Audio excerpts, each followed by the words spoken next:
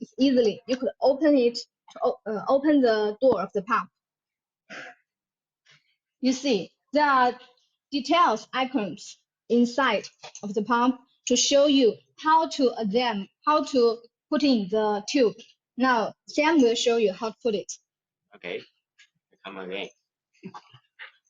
You can see the number 1.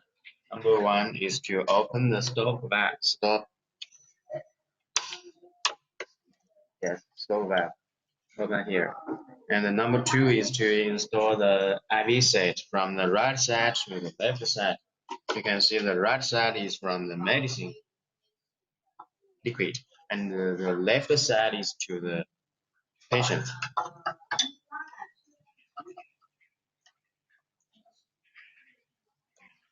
Install the tube into the right position to the end. Okay. Like this.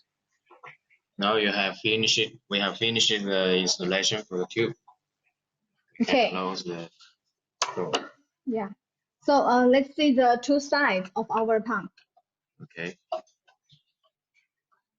This side, there is an interface. This interface is for drop sensor. Let me show you. You see the interface. This is for drop sensor. Okay. Let's turn to the back of the product. This is AC power connection interface. And this is multiple connection interface.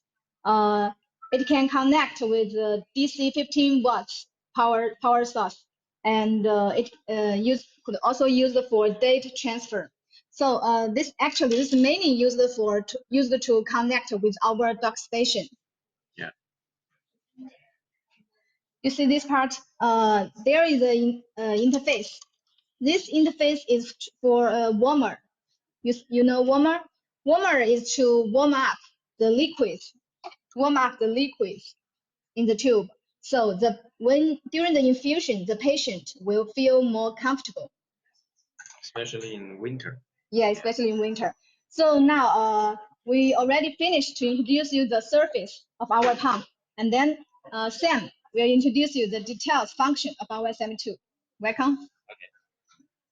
Okay, first of all, the material for the infusion pump is for PBT. The phenomenon is that it have very good resistant fire and the